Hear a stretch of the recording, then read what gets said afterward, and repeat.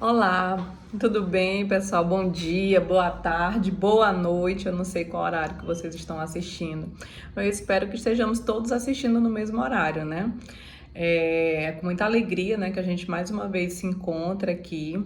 É um meio alternativo ainda. Pelo que temos visto, a situação ainda é de muito cuidado, que nos requer, né, que o que requer de nós continuarmos nesse ambiente virtual. Mas eu espero que vocês estejam assistindo, compreendendo, e lá no bate-papo, no chat que nós vamos fazer no segundo momento, vocês estejam passando as dúvidas e acrescendo, né, informações. Vocês têm aí uma ferramenta, a internet, ela hoje nos abre um mundo de conhecimento, de informações que nós podemos estar assimilando e fazendo aí uma junção com o que estamos aqui discutindo esses dias, né? Então, com relação à aula anterior, estivemos aqui falando sobre os princípios fundamentais da República, né? Estivemos estudando o artigo 1º, artigo 2º, artigo 3º e artigo 4º, no qual falamos sobre os objetivos, os fundamentos, o poder, a forma de exercício e ainda falamos sobre a divisão dos poderes lá no artigo 2º. Então, assim, foi uma aula bem interessante, mas bem que uma revisão, né? Porque nós já estudamos sobre esse conteúdo, já demos uma passada nele anteriormente nas nossas aulas e agora nós vamos dar continuidade, né? Nós vamos estar falando na aula de hoje sobre os princípios, sobre os direitos e as garantias individuais, né? Falando sobre o título 2, que trata sobre direitos e deveres individuais, dos direitos e garantias fundamentais, e o capítulo 1 trata dos direitos e deveres individuais e coletivos, né? Estamos tratando já do título 2 da Constituição, aonde nós vamos estar debatendo um pouco, entendendo que esse título 2 ele está dividido entre direitos e deveres individuais e coletivos, que é o que começa aí no artigo 5º, sobre os direitos sociais, também está abrangido nesse título, sobre os direitos de nacionalidade, os direitos políticos e os partidos políticos, né? Então, tudo isso nessa esfera do título 2 da Constituição, do título que trata dos direitos e das garantias fundamentais. Nós podemos entender, já de início, que o próprio STF, nós já comentamos isso nas aulas anteriores, que todas as vezes que tratarmos de direitos e garantias fundamentais, nós já compreendemos que eles não estão única e exclusivamente agregados no artigo 5º da Constituição, né? Eles passam disso, eles são muito maior do que o que nós podemos entender apenas restrito a esse artigo da Constituição, que são 78 incisos e os parágrafos, mas os direitos e garantias fundamentais não estão unicamente resguardados nesse artigo, né? Eles estão espalhados no texto constitucional, ainda nos princípios constitucionais e ainda, de certa forma, nós podemos entender que a abertura do parágrafo 3º do artigo 5º nos dá a possibilidade de entendermos que ainda estão também nas convenções internacionais. Eu vou ler o artigo, né, o parágrafo 3º do artigo 5º, que vai nos dizer, nós já tratamos sobre ele, os tratados e as convenções internacionais sobre os direitos humanos que forem aprovados em cada casa do Congresso Nacional em 2 turnos por 3/5 dos votos dos respectivos membros serão equivalentes a emendas constitucionais, né? Então, além do artigo 5º, todos os tratados e as convenções de direitos humanos que tratem sobre essa temática entrarão no nosso ordenamento no status de emenda, se obedecerem o rito, e também, né, entrarão no nosso ordenamento, como nós já falamos, com o status de lei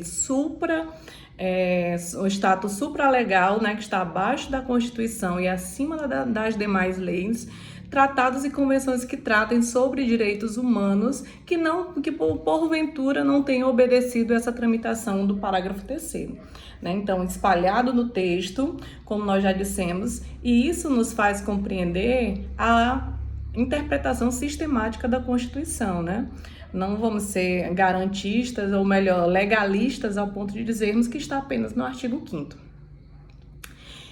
Seguindo, nós podemos compreender que os direitos humanos ou os direitos melhor dizendo, os direitos que tratam sobre as normas constitucionais de direitos e deveres individuais e coletivos, que estão esboçados na Constituição a partir do artigo 5º, como eu acabei de dizer, eles devem ser interpretados à luz do que a doutrina vem dividir em gerações de direitos, né, ou dimensões de direitos, como nós costumamos classificar.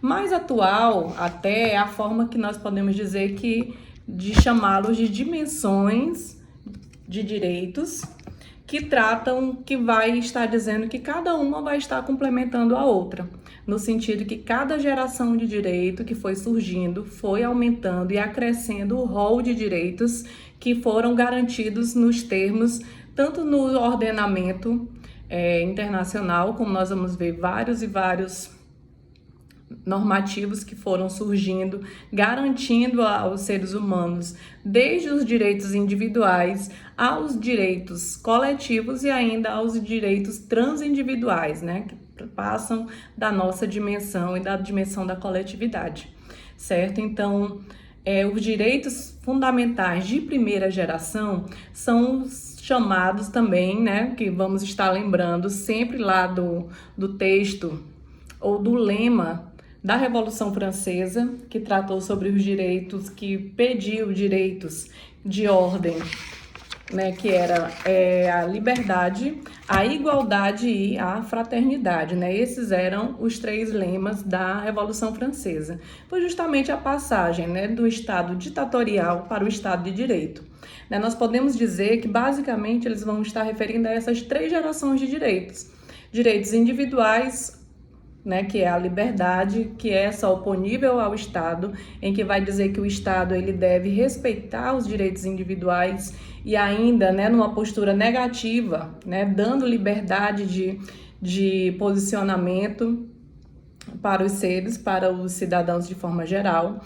A igualdade, né, o lema de segunda geração, como nós vamos estar vendo, que vai tratar sobre os direitos de ordem social, e ainda a fraternidade, muito maior, né, que é um âmbito bem mais amplo, que vai tratar sobre o direito de paz, o direito que versam sobre os direitos de forma ao desenvolvimento, ao meio ambiente, né, que vão estar tratando sobre os direitos que tratam da coletividade, ok?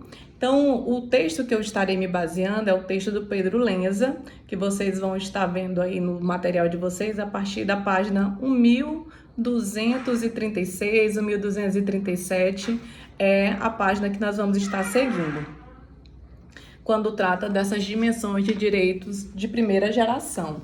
Direito de primeira geração, como eu acabei de dizer, eles vão nos reportar esses direitos individuais, né, que é uma verdadeira perspectiva da forma do Estado se abstrair, se recolher, né, nesse momento, se conformando ao Estado de Direito e ainda vai estar garantindo que todos os cidadãos, todas as pessoas, todos os indivíduos, seria a melhor forma de tratarmos aqui de indivíduos, porque o termo cidadão é um termo já sociológico, né? Para a gente é interessante tratarmos dessa forma. Todos os indivíduos venham ser tratados de forma igual e o Estado venha estar garantindo que esses direitos individuais sejam exercidos de forma plena, né? Então, Paulo Bonavides, no texto, vai dizer que os direitos de primeira geração ou direitos de liberdade têm titular o indivíduo, são oponíveis ao Estado, traduzem como faculdade ou atributos da pessoa e ostentam uma subjetividade que é o traço mais característico. Enfim, são direitos de resistência ou de oposição perante o Estado. Então, o direito à liberdade, o direito à vida, o direito à igualdade, todos eles são considerados direitos de primeira geração. Como eu disse, o traço marcante é a Revolução Francesa e ainda vem sendo tratado esses direitos, como eu disse, da passagem do Estado, o Estado monárquico ou o Estado absolutista, déspota absolutista, em que a vontade do Estado se confundia com a vontade do rei ou do monarca. E aí nós vamos estar nesse momento passando desse Estado para o Estado de Direito. O Estado em que a vontade do Estado é a vontade da lei, né? Em que a lei vai conformar ou dar forma ao Estado.